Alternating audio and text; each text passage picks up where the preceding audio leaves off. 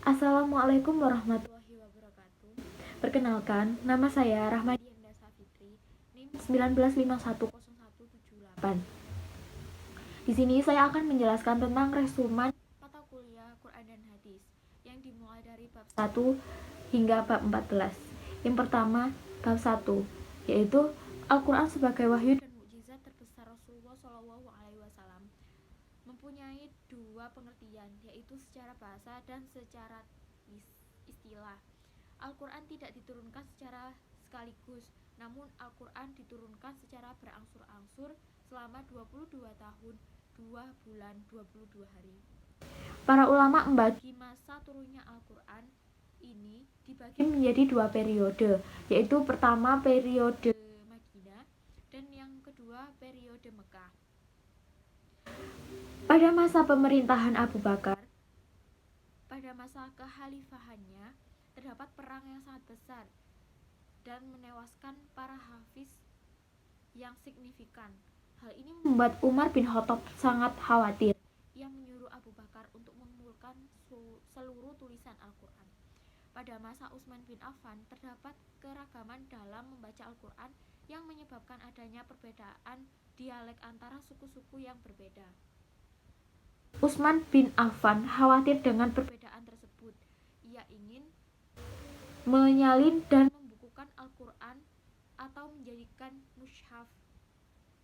Dalam melakukan pembukaan ini, Utsman bin Affan menyuruh Zaid bin Zabit, Abdullah bin Az-Zubair, Sa'id bin Al-Ash, Abdurrahman bin Al-Harisi bin Hisham. Hingga pada saat ini Al-Quran yang kita pakai adalah hasil dari transformasi pada zaman Utsman bin Affan. Adapun kedudukan Al-Quran dalam Islam sebagai sumber yang sangat asasi bagi syariat Islam dan peraturan bagi setiap umat muslim untuk mencapai kebahagiaan dunia dan akhirat. Yang kedua yaitu bab 2. Al-Quran diturunkan dalam dua tahap. Yang pertama yaitu dari Lauhil Mahfuz ke sama dunia secara sekaligus pada malam Lailatul Qadar. Yang kedua dari sama dunia ke bumi secara bertahap. Yang ada banyak hikmah Al-Quran diturunkan secara berangsur-angsur, di antaranya meneguhkan hati Nabi Muhammad SAW, menentang dan melemahkan para penentang Al-Quran, meringankan Nabi dalam menerima wahyu, mempermudah dalam menghafal Al-Quran, dan memberi pemahaman bagi kaum muslimin. Yang ketiga itu dengan mempelajari cara turunnya Al-Quran, kita dapat mengetahui hikmah dan kita dapat menerapkan cara tersebut dalam proses pembelajaran. Yang bab ketiga yaitu pada dasarnya Al-Quran merupakan salah satu kitab suci milik Allah Subhanahu wa taala yang diturunkan kepada Nabi Muhammad SAW melalui perantara malaikat Jibril. Akan tetapi, proses pembukaan Al-Quran terjadi setelah Nabi Muhammad SAW wafat. Pada zaman Nabi Muhammad SAW, Al-Quran terjadi setelah Al-Quran belum berbentuk mushaf seperti yang kita lihat saat ini. Ayat-ayat pada masa itu lebih dihafalkan oleh para sahabat. Hal ini dikarenakan hafalan para sahabat sangat kuat dan baik. Oleh karena itu, ketika para sahabat mendengar suara ayat, mereka akan langsung menghafalnya. Pada masa pemerintahan Utsman bin Affan, daerah Islam semakin meluas. Hal ini menyebabkan banyak hal dari sahabat penghafal Al-Quran yang tinggal berpencar. Luasnya wilayah Islam membuat para pemeluk agama Islam di daerahnya masing-masing belajar Al-Quran dari para ahli qiraat di daerahnya masing-masing. Para ahli qiraat satu sama lain berlainan dan memiliki versi masing-masing. Hal ini menyebabkan mereka saling membanggakan dan saling meyakini bahwa versi qiraat mereka masing-masing yang paling benar. Yang bab 4, Asbabun Nuzul adalah adanya suatu peristiwa atau pertanyaan yang mendahului turunnya suatu ayat sebagai penjelas terhadap status hukum peristiwa itu atau sebagai jawaban terhadap pertanyaan. Pada dasarnya, asbabun nuzul adalah peristiwa masa lalu yang terjadi pada saat turunnya Al-Quran. Maka sudah pasti untuk mengetahuinya harus berdasarkan riwayat dari orang-orang yang menyaksikan atau mendengar peristiwa itu, yaitu para sahabat atau tabi'in yang belajar langsung dari para sahabat. Selanjutnya, untuk memastikan apakah suatu riwayat itu menjelaskan tentang asbabun nuzul atau tidak, harus dilihat dari cara pengungkapannya. Dari sini, kemudian ulama ilmu Al-Quran membagi ungkapan-ungkapan itu ke dalam dua kategori, yaitu syarih atau jelas dan wairu sori atau tidak jelas. Apabila riwayat itu menggunakan ungkapan sharih, maka jelaslah riwayat itu merupakan asbabun nuzul ayat. Tetapi jika ungkapan yang dipakai adalah ghairu sharih, maka makna mengandung dua kemungkinan asbabun nuzul atau menjelaskan hukum peristiwa. Bab yang kelima, dalam kepastian ini, kebenaran fikih diukur oleh relevansinya dalam membawa masyarakat ke arah yang lebih makmur, dinamis, adil, dan beradab. Karena prinsip syariah Islam diterapkan untuk memberikan kepastian perlindungan dalam 5 aspek penting yang perlu dikawal.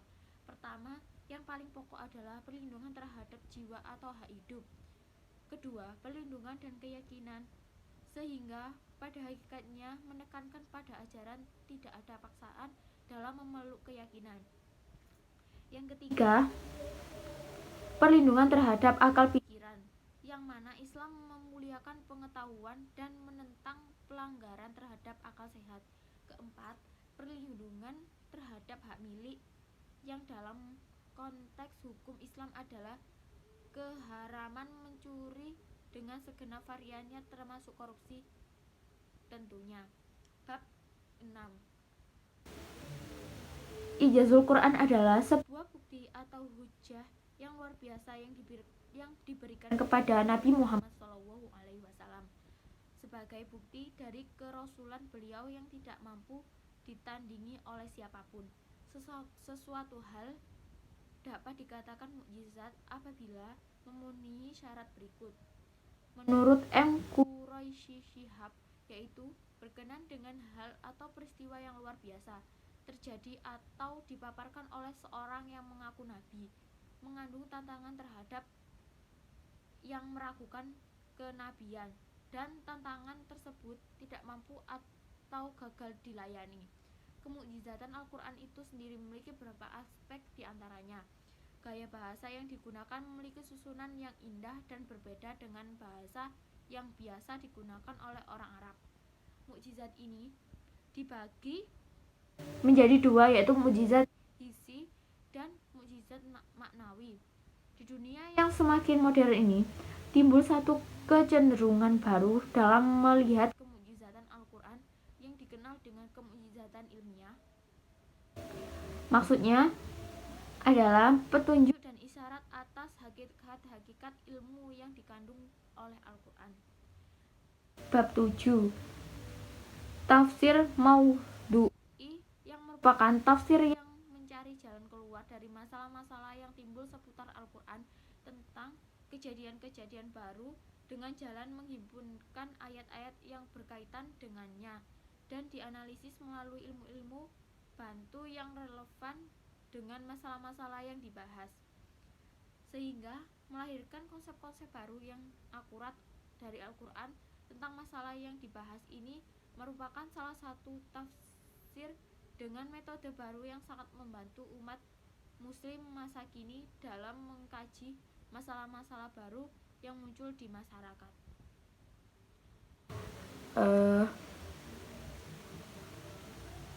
Karena tafsirannya yang dianalisis menggunakan ilmu bantu yang sudah berkembang, membuat kajian tafsirannya menjadi lebih luas. Yang ke-8 yaitu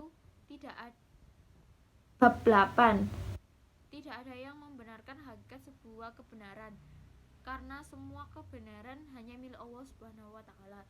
Namun, penulis hanya membatasi isi urian makalah yang diangkat, antara lain: 1. Hadis terbatas pada perkataan, perbuatan, takrir yang bersumber pada Nabi Muhammad SAW.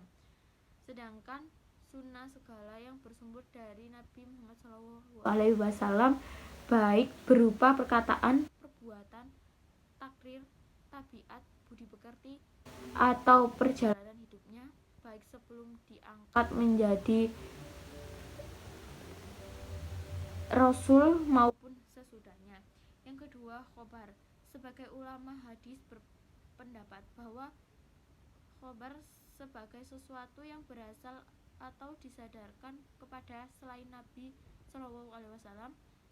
Ada juga hadis sebagai sesuatu yang berasal atau disandarkan pada Nabi SAW. Yang ketiga, atsar. Jumhur ulama berpendapat bahwa atsar sama artinya dengan khobar dan hadis. Juga ulama berpendapat bahwa atsar sama dengan khobar, yaitu sesuatu yang disandarkan pada Nabi Muhammad SAW, sahabat dan tabi'in. Bab 9. As-sunnah secara etimologi adalah jalan yang ditempuh, sedangkan secara terminologi adalah segala sesuatu yang bersumber dari Nabi SAW, baik berupa perbuatan, perkataan, atau pernyataan di dalam masalah-masalah yang berhubungan dengan hukum syariat. Adapun bentuk-bentuk sunnah ada 4, yaitu sunnah qauli, sunnah fi'ili, sunnah takriri, sunnah ahwali, sunnah hami. Sedangkan fungsi hadis terhadap Al-Quran ada beberapa, yaitu bayan tabdil, bayan al-takrir, bayan al-nasa, dan bayan at-tafsir. Yang selanjutnya yaitu bab 10. Hadis do'if adalah hadis yang lemah, tidak berkumpul pada sifat-sifat hadis sahih dan hasan yang dapat diterima riwayatnya. Dengan kata lain, hadis do'if merupakan lawan dari hadis makbul. Adapun hadis yang tergolong ke dalam do'if karena tidak bersambung sanadnya, dan do'if karena cacat pada perawinannya.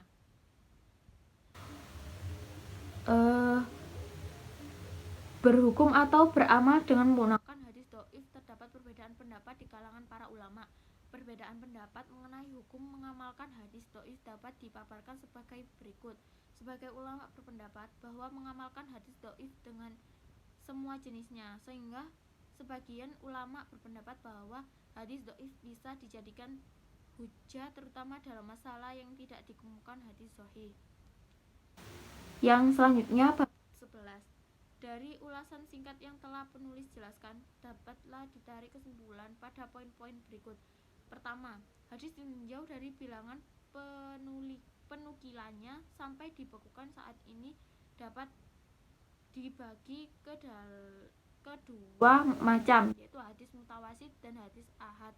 Hadis mutawasid adalah hadis yang diriwayatkan oleh banyak perawi yang menurut adat mustahil mereka sepakat untuk berdusta. Hadis mutatawir dibagi menjadi 3 jenis, yaitu mutawir lafzi, mutawir maknawi, dan mutawir amali. Hadis mutawir wajib diterima dengan yakin dan wajib diamalkan. Bab 12. Hadis menurut kualitasnya dibagi menjadi 2, yaitu hadis sahih dan hadis hasan. Hadis sahih kedudukannya berada di atas hadis sahih karena hadis hasan memiliki beberapa kelemahan di dalam hadisnya. Hadis sahih terbagi menjadi 2, yaitu hadis sahih li dzati dan hadis sahih li ghairi. Dan hadis hasan terbagi menjadi 2, yaitu hadis hasan li dzati dan hadis hasan li ghairi. Yang selanjutnya yaitu bab 13. Hadis dhaif adalah hadis yang lemah, tidak berkumpulan pada sifat hadis sahih dan hasan yang diterima di riwayatnya. Dengan kata lain,